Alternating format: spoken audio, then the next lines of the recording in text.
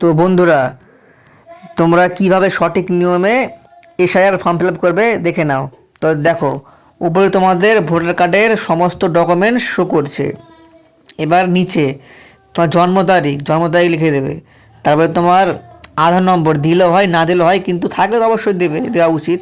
তারপরে মোবাইল নম্বর, running phone number দেবে একটা। তারপরে তোমার পিতার নাম দেবে। তুমি যদি বিবাহিত হও তাও তুমি পিতার নামই দেবে। আর পিতা যদি বেঁচে থাকে তাহলে তার এপিক নম্বর দেওয়ার দরকার দেবে। আর বেঁচে না থাকলে দেওয়ার দরকার নেই। মায়ের নাম তোমার থাকলে দেবে, আর না থাকলে দেওয়ার দরকার নেই। ঠিক তেমনই মায়ের এপিক নম্বর থাকলে দেবে, না থাকলে দেওয়ার দরকার নেই। তারপরে স্বামী যদি হও তাহলে স্ত্রীর নাম দেবে, আর যদি স্ত্রী হও তাহলে স্বামীর নাম লিখবে। আর নিচে তাদের এপিক নম্বরগুলো দিয়ে দেবে। স্বামী হলে স্ত্রীর দেবে, আর স্ত্রী হলে স্বামীর দেবে। আর যারা অবিবাহিত তাদের এটা করার দরকার নেই। তাহলে তোমার দেখো দুটো নিচে অপশান, তোমার দুটো ফর্ম আছে দেখো। একটা হচ্ছে 2002 সালে যাদের লিস্টে নাম এসে তাদের জন্য, আর পাশেরটা হচ্ছে যাদের 2002 সালে লিস্টে নাম নেই সেটা তাদের জন্য। চলো প্রথমটা বলি। প্রথমে তুমি নির্বাচকের নাম, নামটা লিখে দেবে।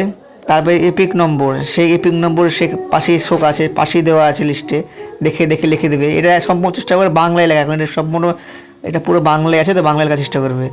যেমন যা লেখা আছে ওখানে ভুল থাকলে ভুল দেবে, যেমন যা 2002 সালে লেখা আছে। তারপরে তুমি এপিক নম্বর দেওয়ার পরে তুমি নিচে দেখো আত্মীয়র নাম পাশেই দেওয়া আছে। সম্পর্কে যা হয় তাই লিখে দেবে। তারপরে জেলা লিখে দিলে। জেলার পরে তোমার এই রাজ্যের নাম লিখে দিলে। বিধানসভা ক্ষেত্রের নাম, বিধানসভা ক্ষেত্রের নম্বর, অংশ নম্বর আর ক্রমিক সংখ্যা। তুমি এইগুলো সেই লিস্টের ওপরে পেয়ে যাবে। দেখো স্ক্রিনশট দিলাম, এইগুলো উপরে পেয়ে যাবে। এবার চলো সেকেন্ডটায় আসি। এবার এটাই দেখো, এটা তোমার আত্মীয়র নাম, বাবা অথবা মা কারোর নাম লেখা দিলে, আত্মীয়র নাম লিখলে, নাম লেখার পরে এপিক নম্বর দিয়ে দেবে। তারপরে সেই আত্মীয় নাম তার পাশেই লেখা আছে, আত্মীয় মানে যার দেবে তার সম্পর্কে যা হয় সেটা লিখে দেবে। তারপর জেলা দিয়ে দিলে, রাজ্যের নাম, বিধানসভা ক্ষেত্রের নাম, বিধানসভা ক্ষেত্রের নম্বর, অংশ নম্বর। এগুলো তো বললাম যে সে উপরই দেওয়া আছে, দেখে লিখে দিলে। তো আশা করি বুঝতে পারলে কোনো প্রবলেম হবে না, খুবই সহজ জিনিস।